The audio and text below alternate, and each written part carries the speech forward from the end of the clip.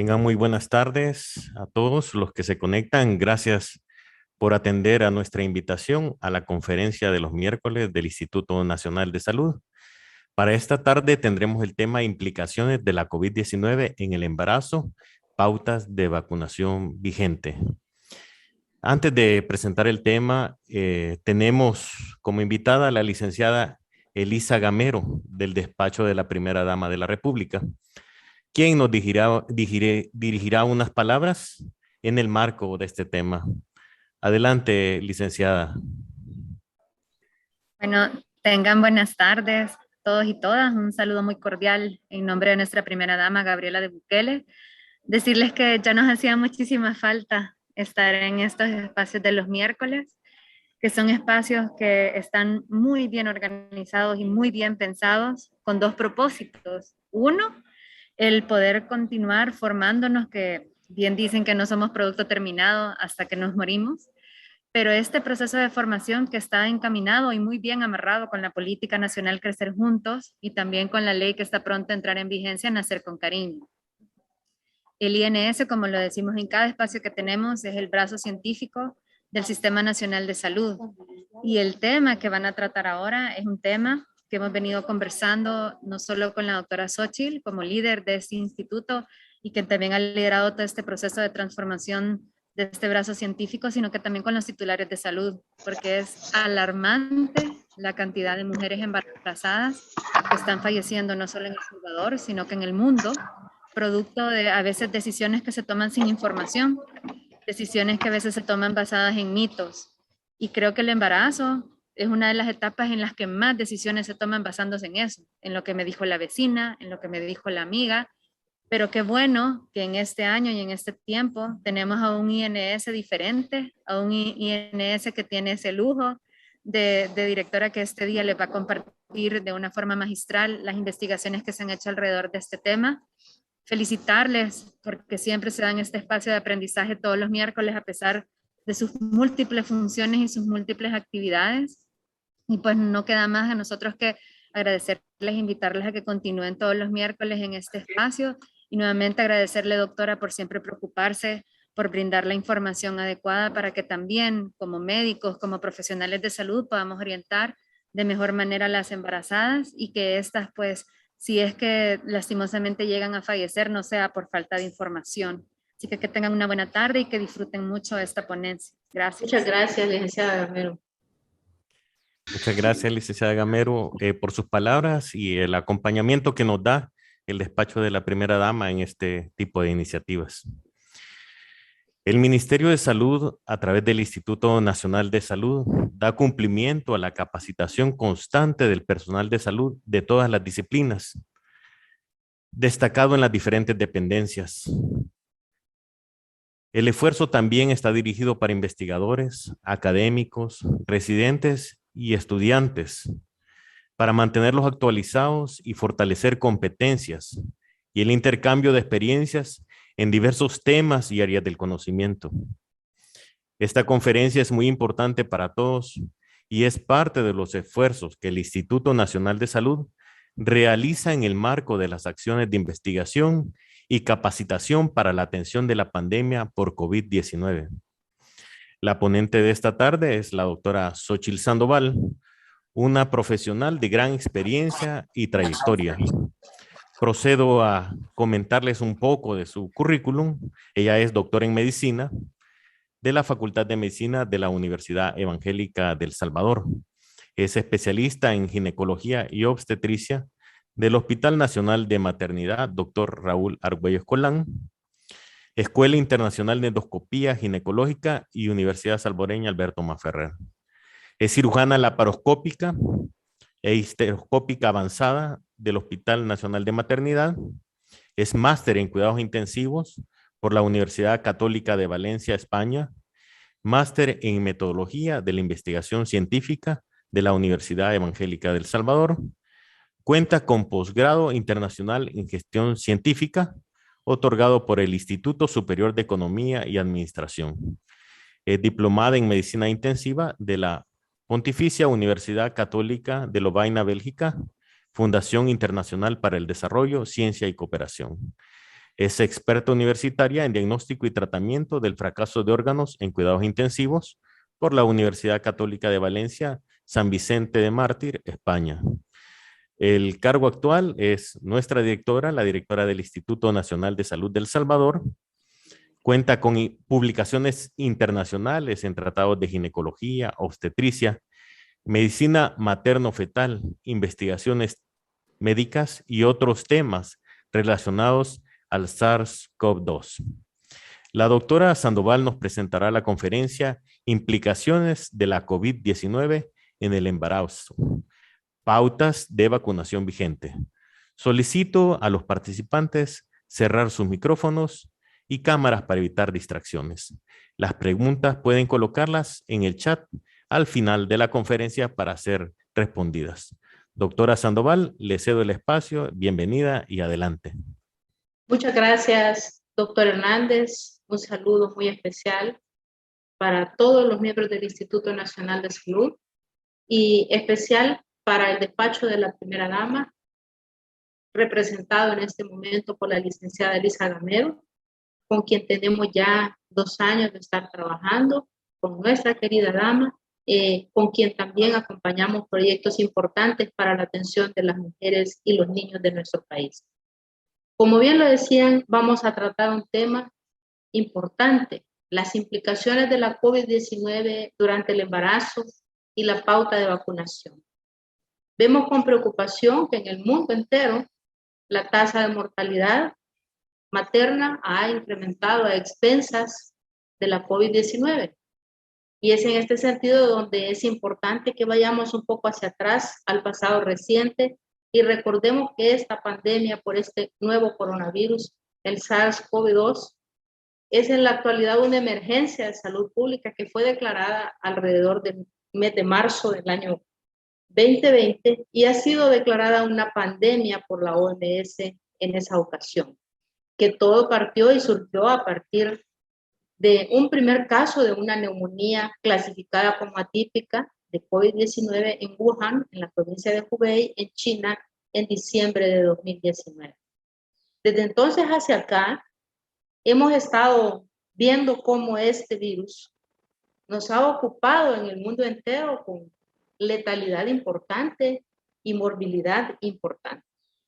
SARS-CoV-2 es un coronavirus clasificado según el Comité Internacional de Taxonomía de los Virus como del reino Riboviridae, del orden de los nidovirales y, por cierto, con un origen que creemos zoonótico. Creemos también que su origen más probable es un animal por la similitud que comparte el virus con el murciélago y con el pangolín en su secuencia génica RAT-G13, región RD, RP, sin poderse confirmar por el momento.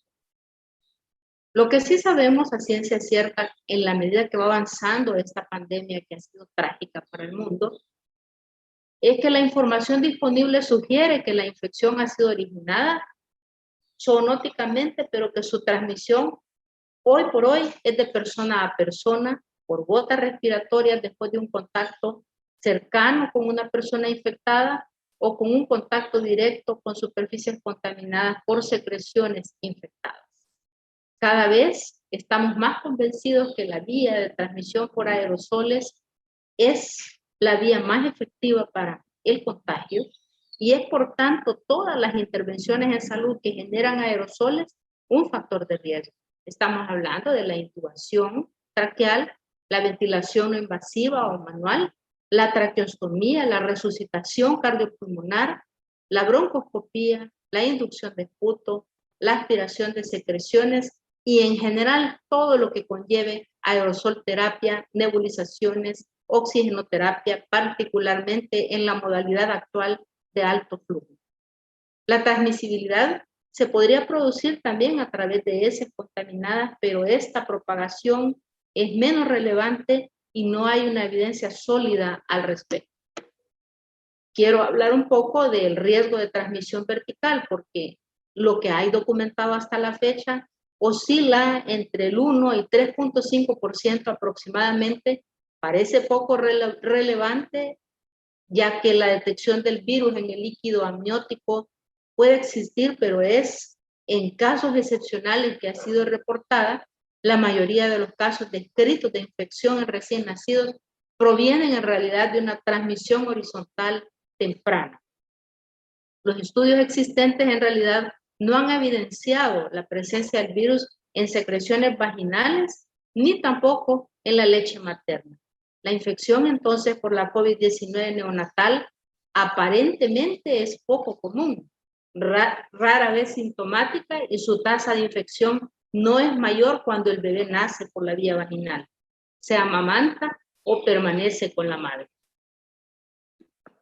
Lo que sí nos debe hacer pensar en por qué estamos teniendo mortalidad materna muy frecuente asociada a la enfermedad y complicaciones neonatales, complicaciones perinatales que no quisiéramos ver, no solo en El Salvador, sino en el mundo, son todos los antecedentes previos en mujeres embarazadas infectadas por coronavirus, incluidos el SARS-CoV-1 y el virus del síndrome respiratorio de Oriente Medio, conocido como MERS, en que se estableció un alto riesgo de abortos, de preeclampsia, de parto prematuro y de muerte perinatal. Lo que sí está a ciencia cierta cada vez siendo más evidente es que las embarazadas tienen un mayor riesgo de desarrollar la COVID-19 grave en comparación con aquellas que no lo están, y que esto podría estar relacionado con dos grandes factores que, como siempre, confluyen en los padecimientos médicos y quirúrgicos en una mujer que cursa con gestación. El fenómeno de adaptación materna al embarazo, que genera cambios fisiológicos de grandes repercusiones, con un aumento en la frecuencia cardíaca, con un consumo basal de oxígeno incrementado, con una disminución en la capacidad pulmonar, con cambios en la inmunidad mediada por células y un mayor riesgo de enfermedad tromboembólica por el estado procoagulante que es el embarazo en sí. Y factores de riesgo asociados al embarazo, como lo son la edad avanzada, en la cual hay una tendencia a la maternidad en la modernidad, las comorbilidades preexistentes como las enfermedades crónico-degenerativas tales como diabetes, otras inmunopatías y, por supuesto, la obesidad.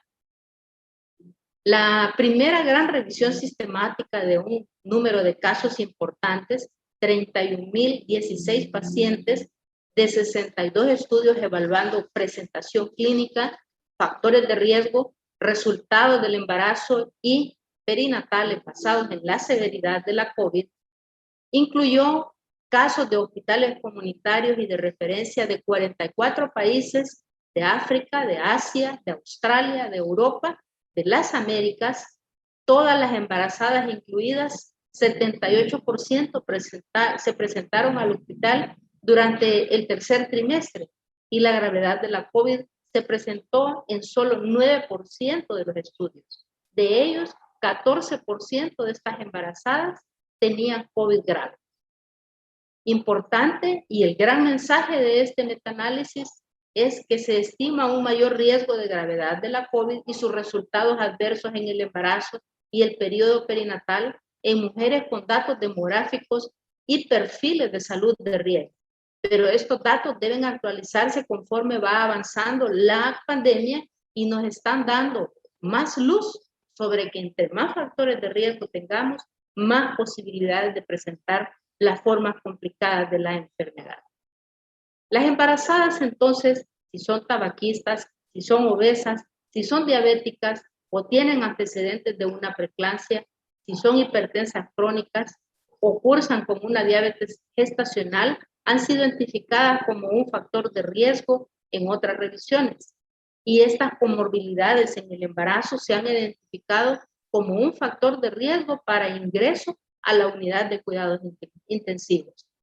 50% de las embarazadas estaban asintomáticas en este estudio, cursando algunas de ellas con fiebre, tos, fatigabilidad, los síntomas de anosmia y ageusia que ya todos conocemos.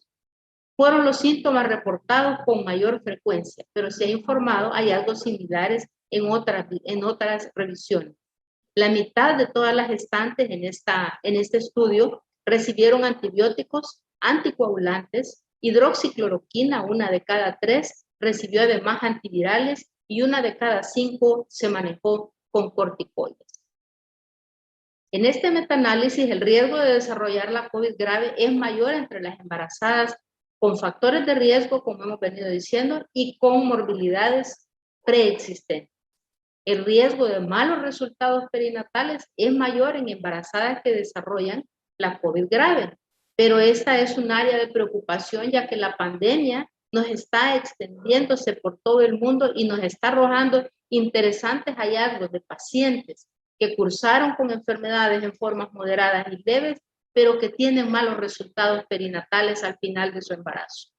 Es importante entonces identificar a este grupo de riesgo que es candidata a un cuidado intermedio, a una unidad de alta dependencia obstétrica o a una unidad de cuidados intensivos, pero es importante estar conscientes también que las embarazadas, todas en general, no podrían ser catalogadas como de bajo riesgo para la enfermedad por las repercusiones que más adelante vamos a ver en el binomio madre-feto.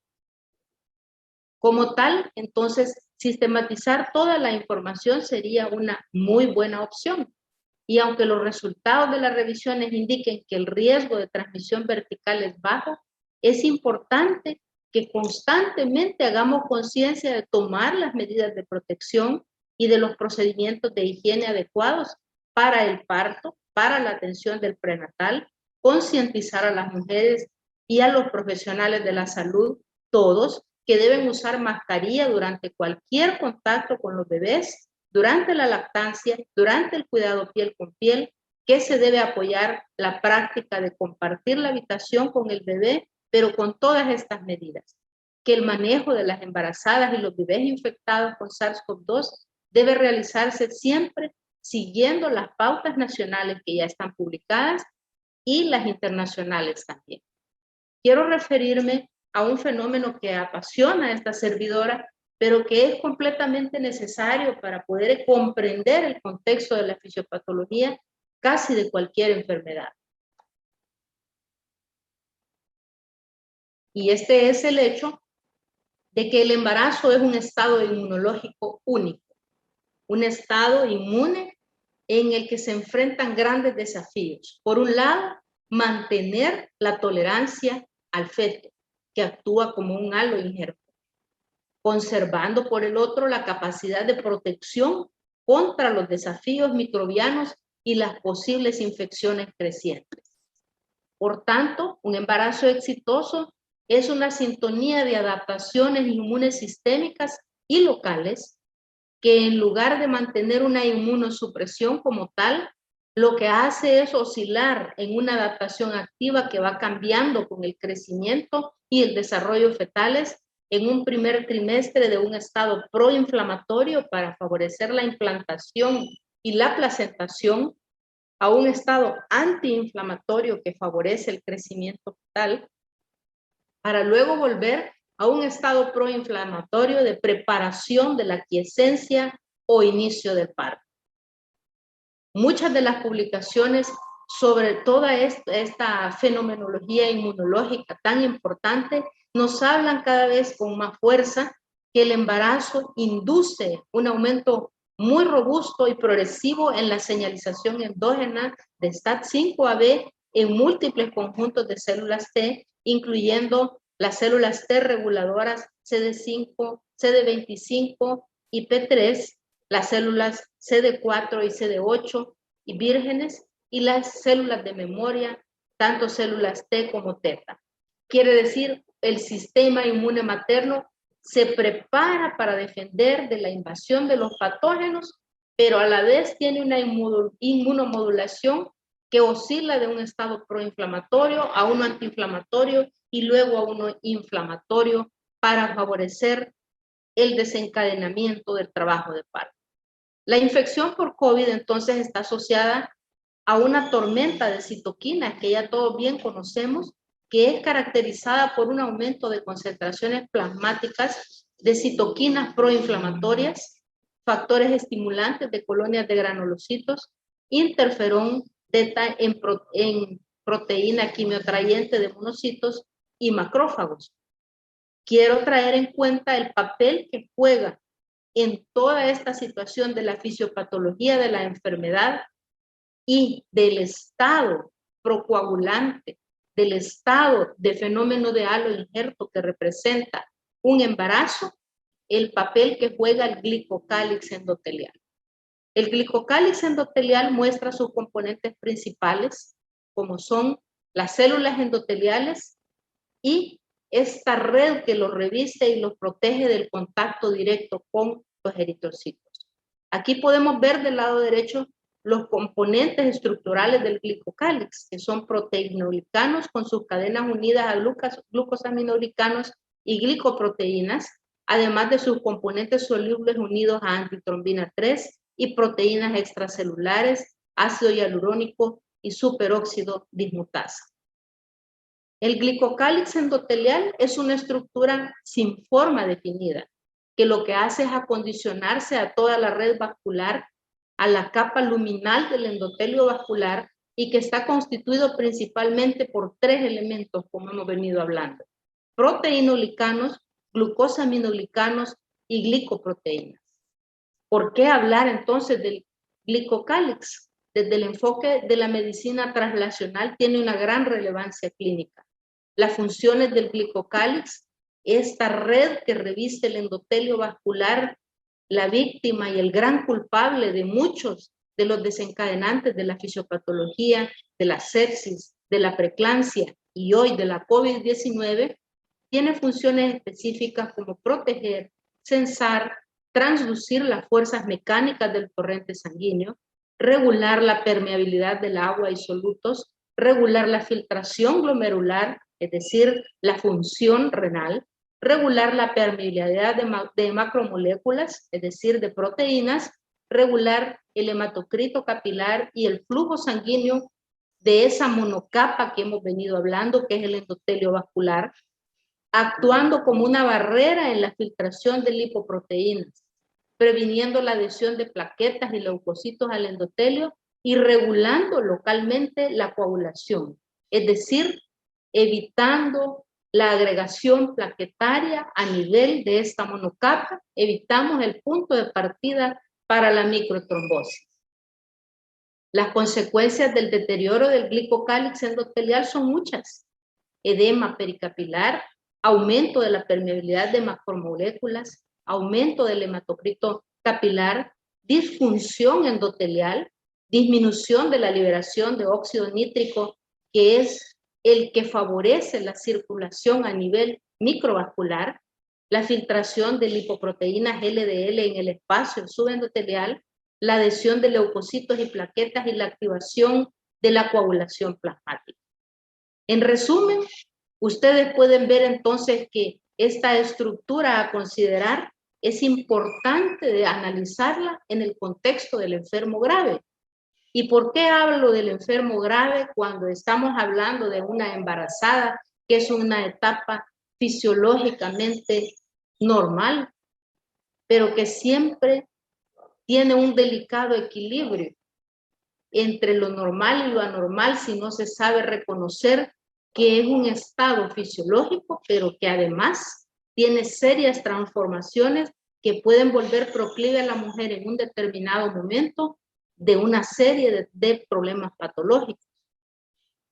El glicocálix en general, desde el punto de vista patológico, contribuye a la degradación oxidativa del mismo, la isquemia y la reperfusión, transforma al endotelio en una superficie proinflamatoria y ocurren 4 grandes aspectos: la alteración en la producción de óxido nítrico, la vasoconstricción y el daño oxidativo, la pérdida del balance oncótico con una gran fuga de líquidos al tercer espacio y la ocurrencia de hipovolemia intravascular, la inhibición de la agregación plaquetaria y la migración leucocitaria que agravan todavía más la situación del paciente.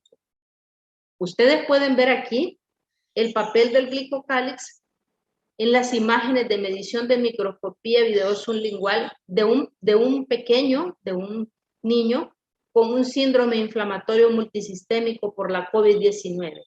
Ven cómo se reduce totalmente y considerablemente el reclutamiento capilar en este paciente y cómo en el control es totalmente lo contrario. Quiero tocar otro aspecto muy importante, como es el rol de los receptores ACE2 en la mujer embarazada y las potenciales implicaciones que este tiene en la susceptibilidad para esta enfermedad que hoy nos ocupa. El impacto de las enfermedades respiratorias agudas graves, tal como la COVID-19 durante el embarazo, aún no está claro, pero cada vez estamos teniendo más certeza que este receptor ACE2 es un importante punto de partida para explicar la fisiopatología tan aparatosa que puede ocurrir en los casos mortales y en muchos resultados perinatales adversos. ¿Por qué? Porque receptores ACE2 hay prácticamente en todos los órganos y por supuesto en la placenta los hay, lo cual la vuelve un órgano vulnerable a la infección viral, pero también vulnerable al daño.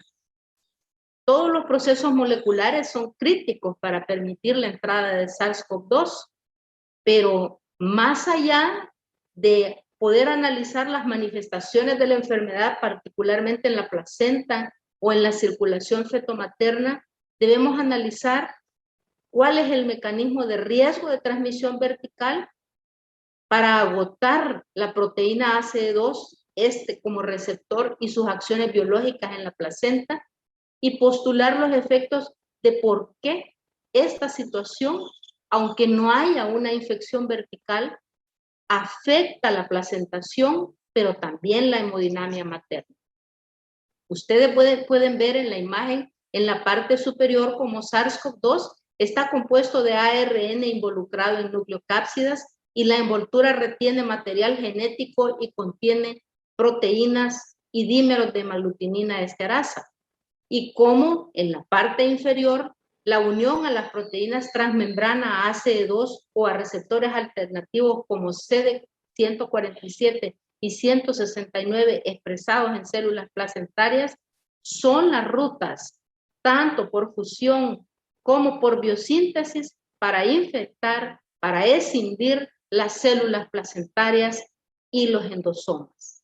Consecuencia, bueno, todo lo que implica la regulación del sistema renina, angiotensina, aldosterona y el sistema calicreína, quinina, todo lo cual implica vasoconstricción, todo lo que ello implica inflamación, oxidación, fibrosis y apoptosis celular, así como finalmente al desequilibrio de calicreína y quinina en vasodilatación, aumento de la natriuresis, inflamación, anticoagulación y defectos muy graves metabólicos a nivel endotelial.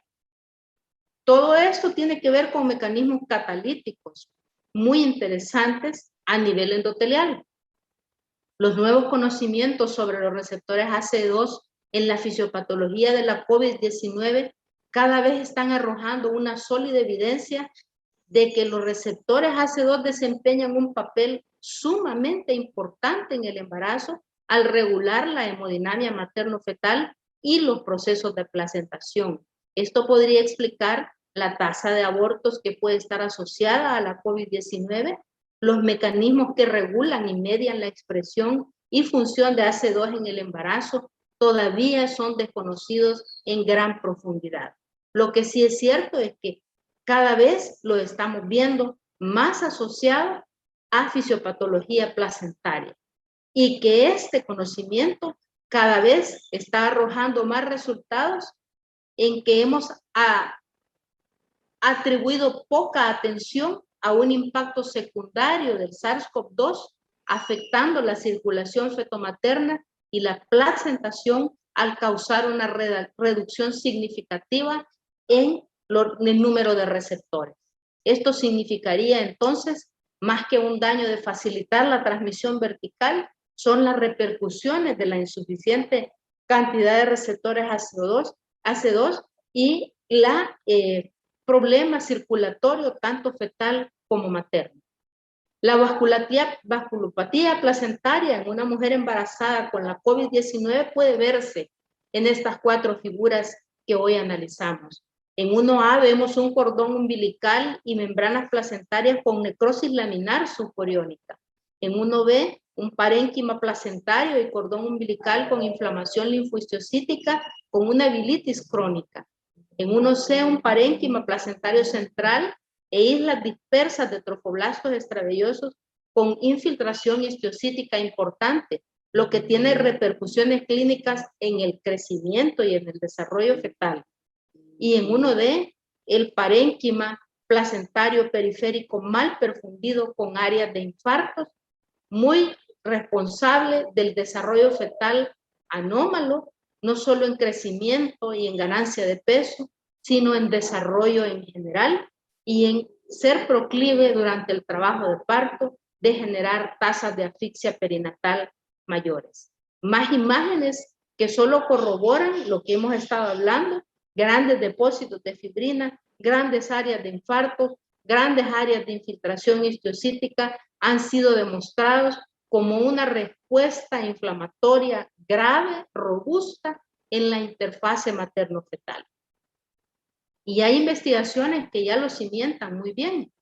Podemos ver cómo se ha demostrado la puntuación H del AC2, que demuestra una pérdida constante de AC2 placentaria con el aumento de la edad gestacional en los embarazos sanos, con una relación lineal como la pueden ver ahí en azul, y con la puntuación H de AC2 que aumenta significativamente en placentas a término en individuos con COVID en comparación con los controles. Esto es preocupante porque podemos tener antecedentes de haber cursado con una COVID moderada o leve y tener al final un RCIU o tener al final un niño con bajo peso o con problemas a la hora del nacimiento que se explica por los antecedentes que ya hemos venido hablando. Y aquí es importante que consideremos que en este aspecto la mayoría de las mujeres con SARS-CoV-2 en el parto no ha tenido demostrado virus ARN detectables en la placenta, pero AC2 se expresa en la placenta frecuentemente en el embarazo temprano y rara vez a término. El citotrofoblasto placentario es susceptible a la infección in vitro de SARS-CoV-2. Y esto es importante. Imaginémonos todos como obstetras la afectación del citotrofoblasto y la naturaleza de hipoperfusión constante que a veces podría llegar a ser incluso crónica en un embarazo que adquirió la enfermedad en el primero o en el segundo trimestre si tuvo la suerte de evolucionar hacia el tercero. Las secuencias de RNA en placenta revelan una robusta activación inmune durante la infección materna por SARS-CoV-2.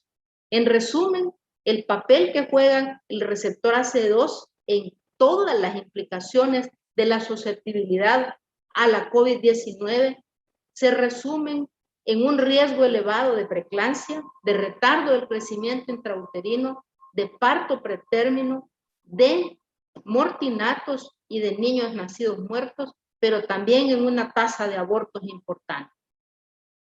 ¿Cuáles son los mecanismos de transmisión vertical de la SARS-CoV-2 que se han hipotetizado y se piensan como mecanismos importantes?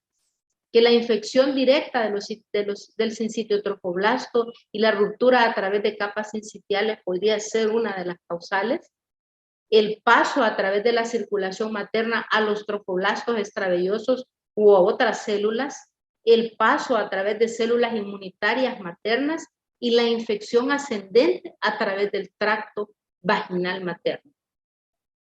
Hay una serie de criterios que tienen que ver con el diagnóstico de transmisión vertical, que son estos. Si la madre es positiva para el SARS-CoV-2 entre los 14 días antes del nacimiento y 2 días después del nacimiento, es el primero.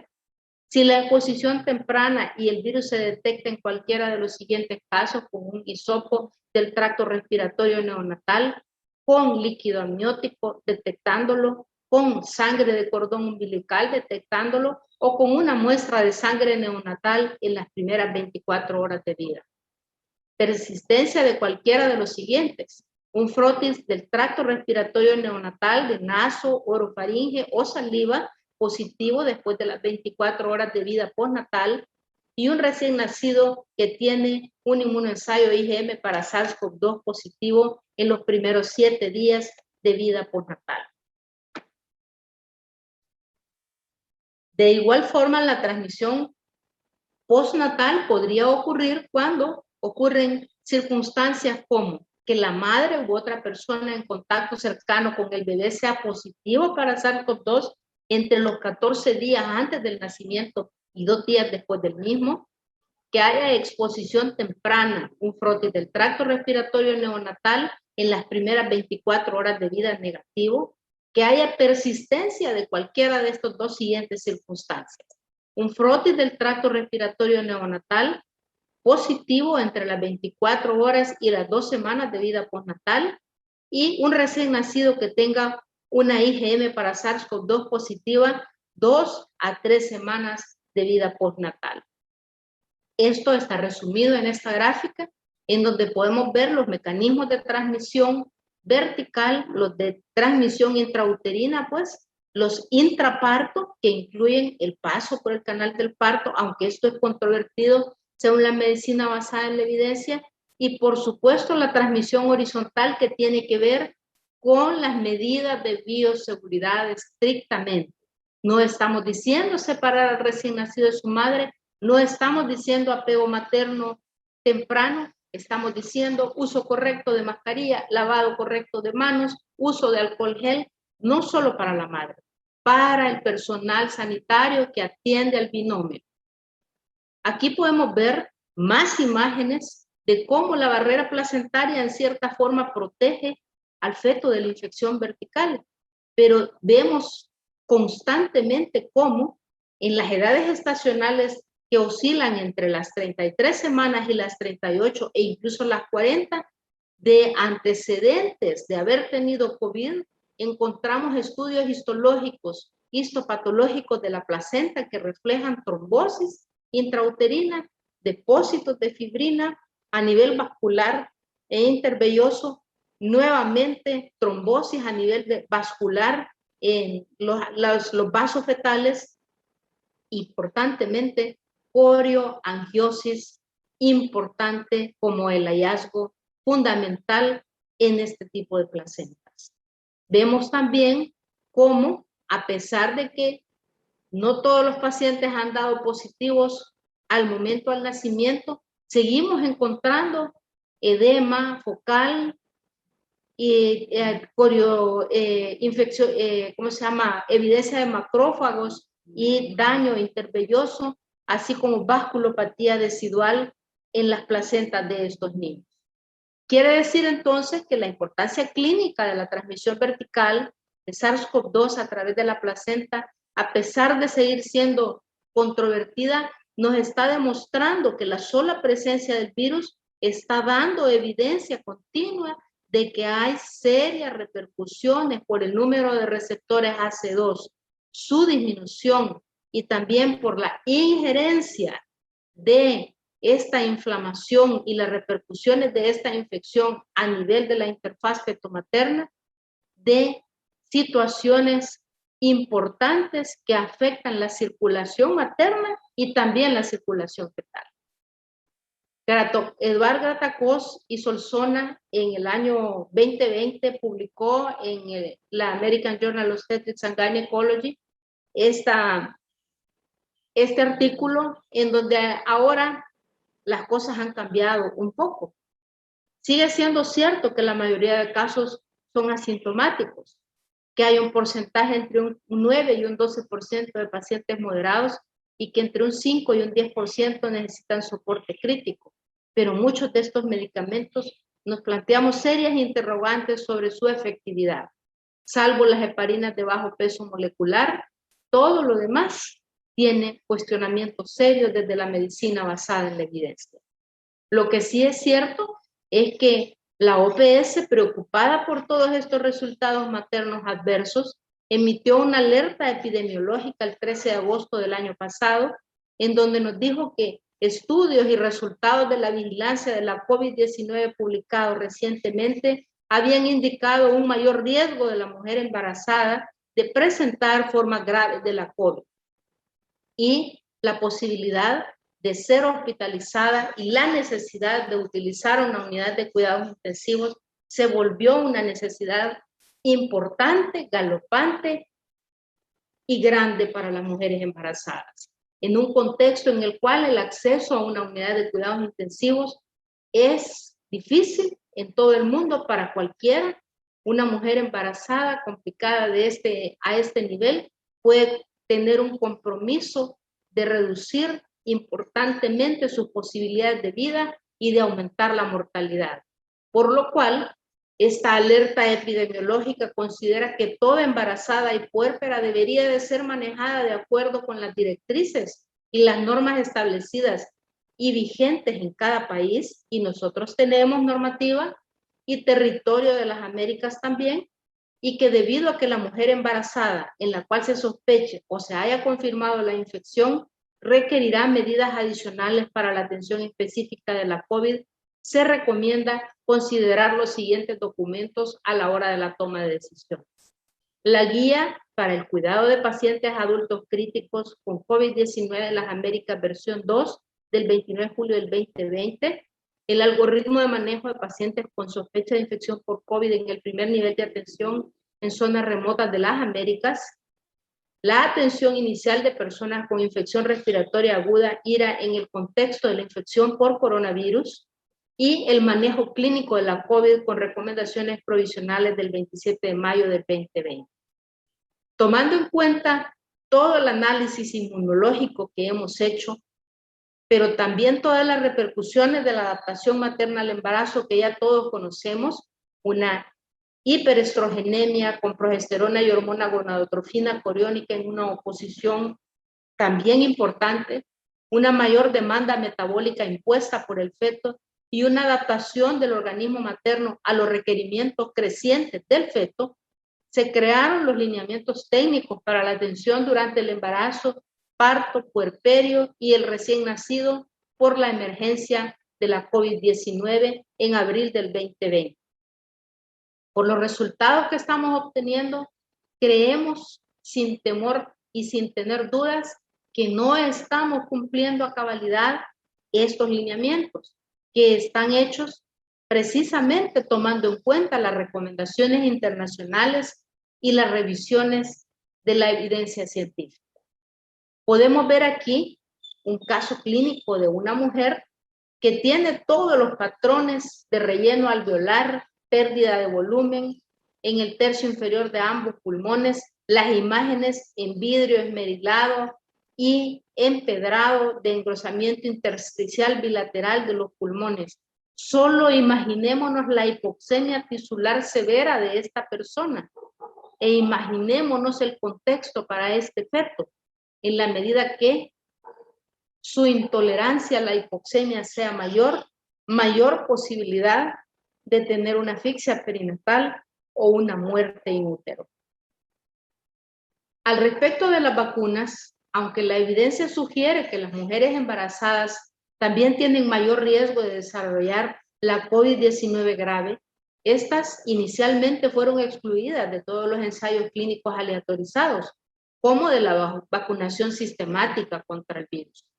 Por fortuna, posteriormente se ha demostrado en estudios en modelos animales, pero ya también en mujeres embarazadas y que lactan, que no hay efectos deleterios para el binomio y que aplicar la vacuna durante el embarazo o durante la lactancia es una buena recomendación, tomando en cuenta que los beneficios superan los riesgos en este caso. Hay 3 vacunas recomendadas: la ARN mensajero 1273 de Moderna, Pfizer-BioNTech y la vacuna vectorizada con adenovirus 26 no replicante de Johnson & Johnson, que son a la fecha las que se han utilizado en las embarazadas y en las mujeres que lactan, obteniendo todas ellas una inmunogenicidad importante contra la COVID-19. Un estudio ha reportado que a pesar de haberse inducido inmunidad humoral en estas embarazadas al recibir estas vacunas, los títulos de anticuerpos fueron más bajos en comparación con las de mujeres vacunadas no embarazadas. Esto sería objeto de una muy buena pregunta de investigación desde el punto de vista inmunológico.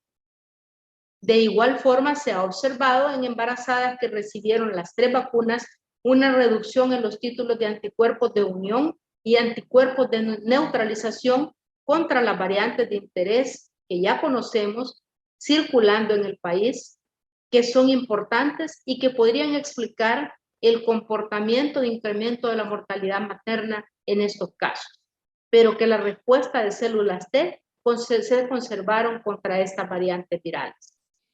¿Qué efectos adversos se han registrado de la vacunación contra la COVID-19 durante el embarazo? Bueno, similares a los de la población no gestante. Dolor en el sitio de inyección, con más frecuencia en las embarazadas que en las mujeres no embarazadas, dolor de cefalea, mialgia, escalofríos y fiebre que se han notificado con mayor frecuencia. Y resultados neonatales han sido reportados esporádicamente, parto prematuro con una tasa inferior al 10%, tamaño pequeño para edad gestacional y aborto espontáneo, no más allá de la tasa del aborto espontáneo conocido. No se ha reportado muertes neonatales y en general la inmunización contra COVID durante cualquier etapa del embarazo no ha sido asociada a resultados maternos adversos, pero sí ha reducido el riesgo de resultados adversos neonatales. ¿Por qué vacunar a una embarazada contra la COVID? Aunque no hay evidencia sólida para determinar el momento idóneo para vacunar, las vacunas se han utilizado en el mundo en los 3 trimestres. No hay estudios reportados al respecto, por lo que las directrices se basan más en la opinión de expertos y no en datos experimentales. Existe la posibilidad que estas vacunas sean efectivas en cualquier etapa del embarazo. Realmente, los que tenemos experticia en el tema podemos opinar que el periodo de embriogénesis, que es un periodo de 12 semanas, las primeras 12 semanas, es el periodo de mayor vulnerabilidad. Pero hay un periodo de ventana, incluso en este tiempo, en el cual podríamos utilizar la vacuna sopesando riesgos-beneficios. The New England Journal of Medicine también reporta que las embarazadas tienen más probabilidad de enfermarse gravemente en comparación con las mujeres no embarazadas y tener mayor riesgo de que su bebé nazca prematuramente si desarrollan la enfermedad, especialmente si esto es después de las 28 semanas de gestación y no se han protegido. Es razonable entonces recibir la vacuna antes del 3er trimestre, teniendo en cuenta que se necesita tiempo para que se desarrolle inmunidad y protección, que es mayor después de la segunda dosis de la vacuna. La demostración que la transferencia de anticuerpos está correlacionada con el tiempo que transcurre entre la vacuna hasta el parto es suficiente evidencia para recomendarla a todas las mujeres, especial y mayormente a aquellas con criterios de riesgo para desarrollar formas complicadas de la enfermedad. Muchos de los estudios han demostrado títulos de anticuerpos séricos inducidos por la vacuna ARN mensajero contra COVID-19 en mujeres embarazadas, en lactantes, incluyendo la presencia de estos en leche materna. Esto es lo que hay que decirle a nuestras mujeres embarazadas. Vaya a vacunarse, protéjase de la enfermedad grave, de la posibilidad de morir durante el embarazo y proteja a su bebé con transferencia de anticuerpos en la leche materna. La mayoría de las mujeres embarazadas que reciben alguna vacuna contra COVID durante el 3er trimestre presenta transferencia transplacentaria de IgG al lactante. En general, los niveles de IgG en estos recién nacidos son cercanos a los niveles maternos. Un hallazgo novedoso es el hecho que la tasa de transferencia parece aumentar con la latencia de la vacuna. Quiere decir, tiempo transcurrido desde la vacunación de la embarazada hasta el parto. Por tanto, no nos cansemos de recomendarla masivamente. Esta es una opinión técnicamente sustentada en la medicina basada en la evidencia. No obstante, las publicaciones nos están diciendo que a nivel mundial las políticas sobre vacunación contra COVID, excepto en nuestro país en donde se hizo tempranamente y se ha estado hablando frecuentemente a las mujeres embarazadas durante el embarazo. 41 países recomiendan no hacerlo. 91 países tienen políticas que permiten que al menos algunas mujeres embarazadas reciban las vacunas y 45 de los cuales permiten o recomiendan ampliamente estas vacunas. Dentro de estos 45 podemos incluirnos nosotros. Creo que es importante hacer una campaña masiva de vacunación para las mujeres embarazadas y en edad reproductiva, sin temor, sopesando riesgos-beneficios. Es más beneficio que riesgo. Aunque los datos disponibles de eficacia y seguridad de las 3 vacunas ya aprobadas son limitados hasta ahora, estas vacunas parecen ser igualmente eficaces y también igualmente seguras en mujeres embarazadas y en no embarazadas. Por todo lo anterior, sugerimos ofrecer la posibilidad de vacunarse con estos biológicos a todas las embarazadas, ya que sus beneficios superan sus riesgos. Y debe de ofrecerse la vacunación inmediata a toda mujer que esté en periodo de lactancia. Quitar todos esos mitos urbanos de que se le va a secar la leche, que se le va a inhibir la lactancia completa. Nada que ver con eso. Al contrario, se va a proteger en un periodo tan susceptible como el embarazo. Recordemos que el puerperio es un periodo de recuperación, un periodo de procoagulación mucho mayor incluso que el embarazo mismo. Esto es lo que yo tenía esta tarde para compartir con ustedes, agradeciéndoles su atención y esperando sus preguntas. Muchas gracias por su atención. Muchas gracias, doctora, por su ponencia, llevándonos por el recorrido de la fisiología del embarazo, entendiendo el embarazo como un proceso fisiológico y que las infecciones virales se pueden comportar de manera diferente. Y luego todo lo de los receptores que nos ha ilustrado, cómo la placenta tiene un papel muy importante en casos de infección y los cuidados que hay que tener con la vacuna o cosas que debemos de conocer al momento de estar tratando a una embarazada. Tenemos preguntas en el chat. Una de las primeras dice, ¿cuáles serían los signos y síntomas en la embarazada que puede pasar a un estado delicado? Clínicamente todos conocemos que la insuficiencia respiratoria en una mujer embarazada puede instalarse con mayor facilidad y a veces pasar de una forma leve a una grave en una manera mucho más rápida.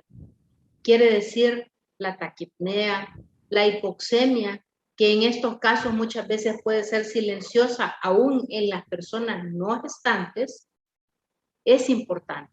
La taquicardia, la taquipnea, la hipoxemia, es decir, el entender que una saturación abajo del 93% es un problema grave en una mujer embarazada. La fiebre debe de ser un signo de vigilancia importante y la taquicardia. La taquicardia es un signo importante en que ya hay un consumo incrementado de oxígeno y una demanda mucho mayor. Es decir, una embarazada debe ser vista siempre de una forma, como le decíamos en maternidad a los estudiantes, enzimática. Encima, ir viendo todo sobre la jugada. Si tenemos que vigilar estrechamente a alguien que no tiene un ser humano dentro y vemos que la placenta es el hígado, el pulmón y el corazón fetal además, y que hay una fístula de bajo gasto que se comporta como una fístula de bajo gasto, la circulación uteroplacentaria, una hipoxemia leve materna, es una hipoxemia grave para el feto. Eso puede explicar el por qué puede ocurrir una tasa más alta de óbitos, una tasa más alta de abortos y por qué es más susceptible de una asfixia perinatal un niño hijo de una madre con la COVID-19 activa al momento del parto. Además de todo lo que ya hemos visto que sucede de microtrombosis, depósitos de fibrina y situaciones alarmantes a nivel del endotelio vascular placentario. De modo que el consejo es vigilancia estrecha, al menor signo de descompensación, inmediatamente suplementación de oxígeno y referencia al lugar en donde haya una mayor capacidad de resolver el problema. Muy bien, uno de nuestros investigadores dice, ¿podría la placenta ser el testigo de todas las implicaciones en las embarazadas que llegan a un cuadro respiratorio grave? Definitivamente sí.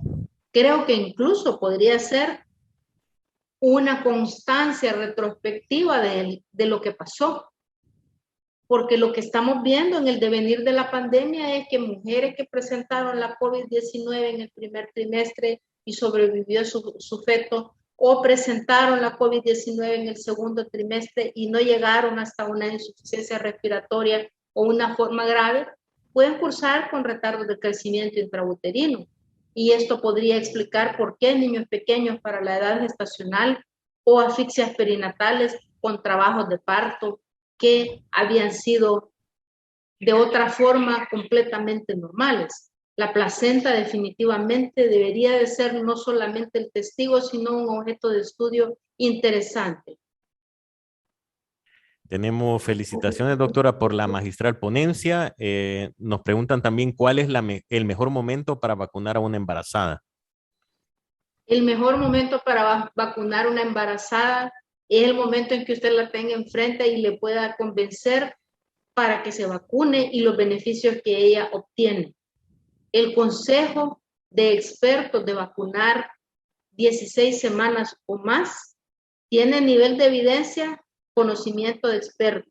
La medicina basada en la evidencia hoy por hoy aconseja que se puede vacunar en cualquier momento y que preferentemente debe hacerse después de las 12 semanas porque hay un periodo de embriogénesis que ya todos conocemos en la cual hay mayor posibilidad de teratogénesis.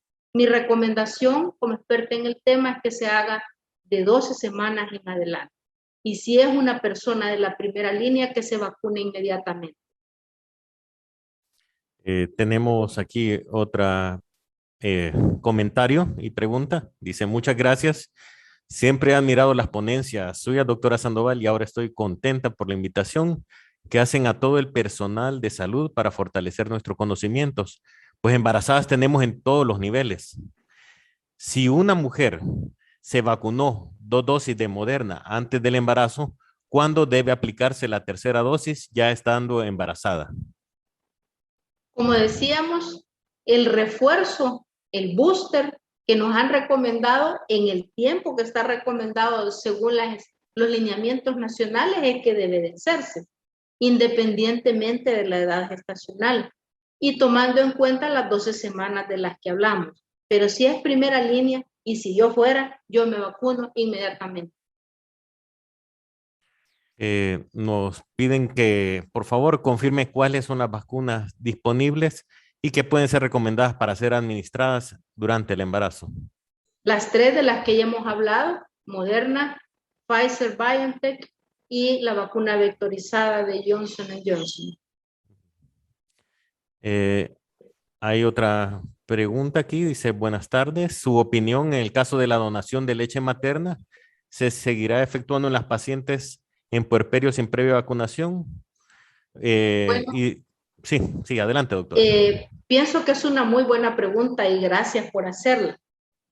Hemos visto que la transferencia de anticuerpos está ya comprobada y hay alguna evidencia, pero también dijimos al inicio de la conferencia que no se ha comprobado la presencia del virus en leche materna. Por lo tanto, con medidas de bioseguridad, los bancos de leche materna deben continuar porque son más beneficios que riesgos. Otra pregunta dice, buenas tardes, mi pregunta es, ¿qué tipo de malformaciones fetales podrían esperarse si hay un contagio de COVID-19 en las primeras 12 semanas de embarazo?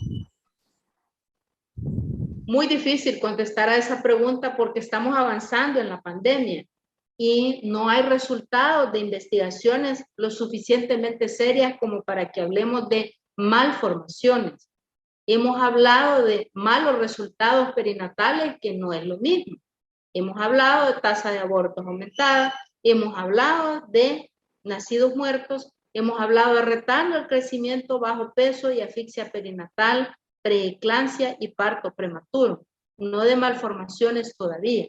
No quiero que esto se malcomprenda. Esto es de lo que se ha estado hablando, todas estas posibilidades.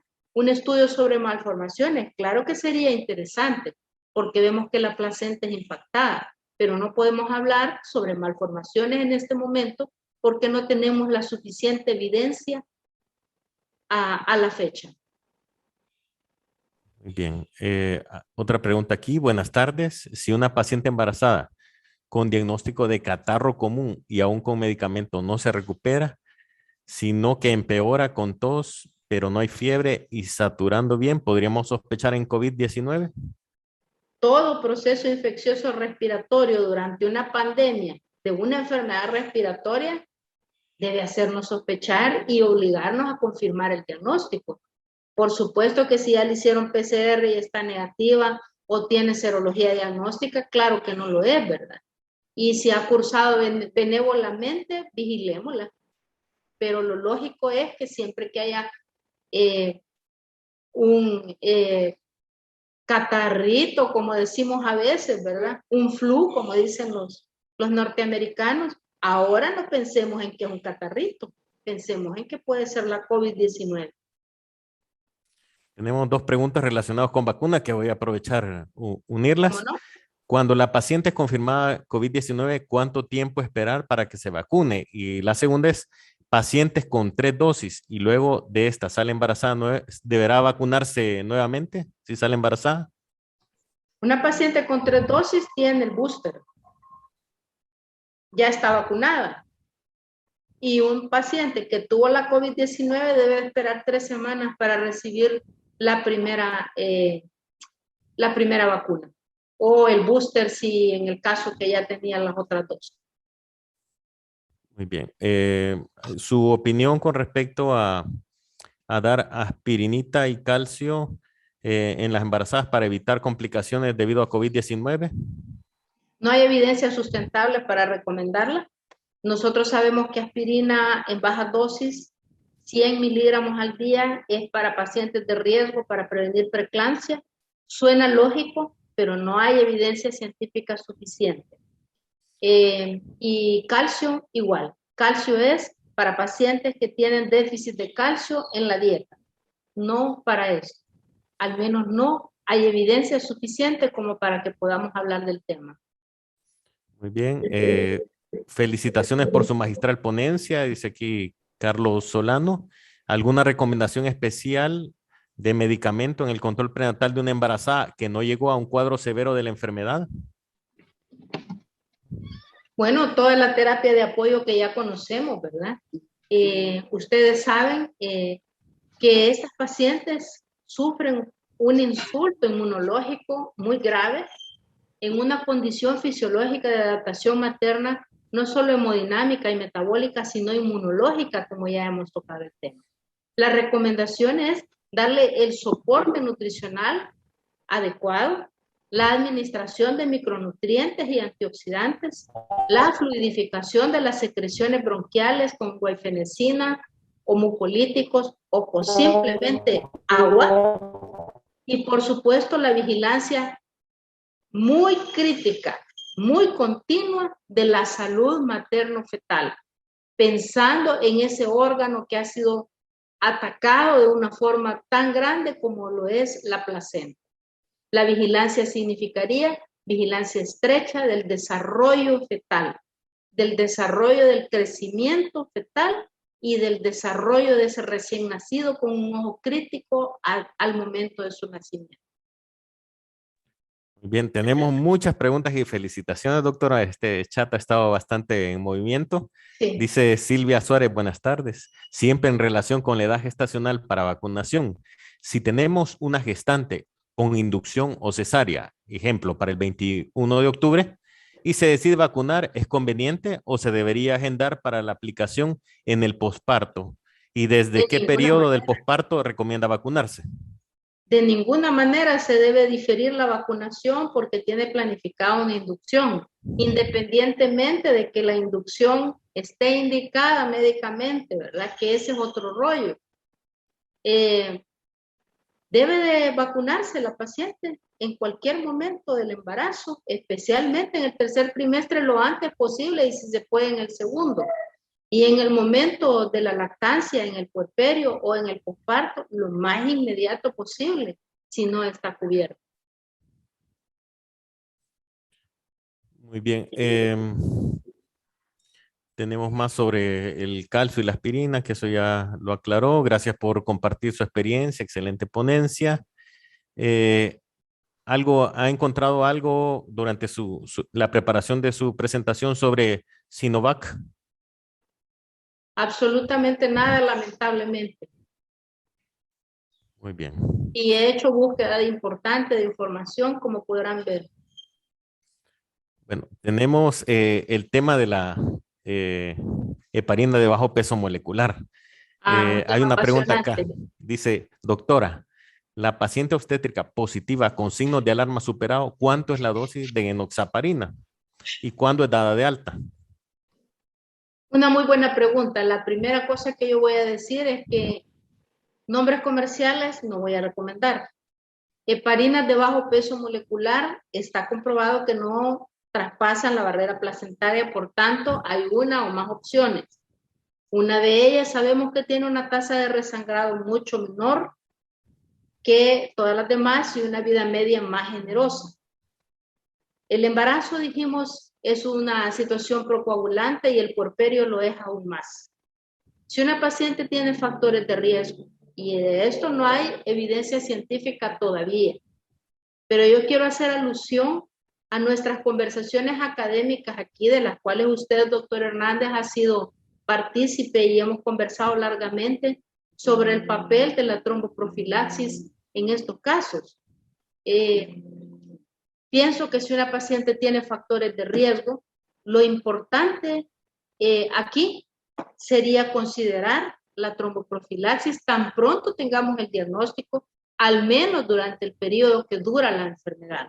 Pero si es una mujer embarazada, analizar todos los comórbidos para poder decidir si es o no prudente extender la tromboprofilaxis a 21 días. Repito que esto es una cuestión de criterio clínico, pero evidencia científica escrita sobre esto todavía está pendiente. Lo que sí puedo decir es que he visto complicaciones de la COVID de tromboembolismos masivos y submasivos, en los cuales la tromboprofilaxis es el fatal ausente. Muy bien, respecto al tema de la lactancia materna y las transferencias de los anticuerpos, ¿cuánto tiempo protegen los anticuerpos contra COVID transferidos de la madre al feto?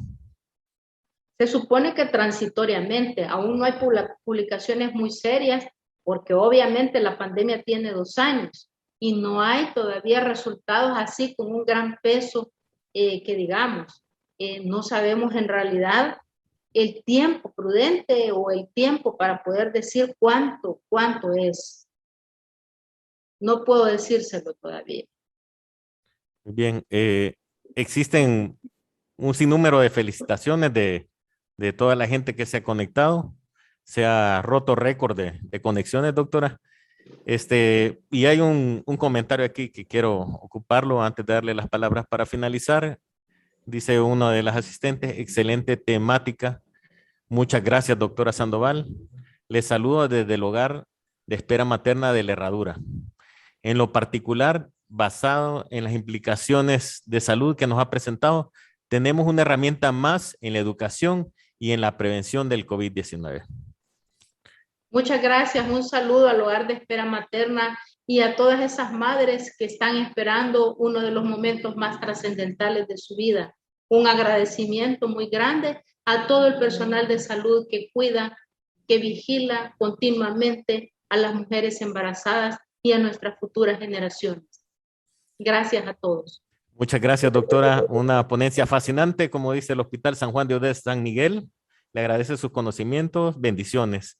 A todos los que se conectan, los invitamos a estar pendientes de nuestra próxima sesión, nuestro próximo webinario el miércoles, y a estar pendiente cuando esta grabación también se cuelgue en nuestras redes sociales para que puedan compartirla y compartir sus conocimientos con todo el resto de profesionales que han estado conectados.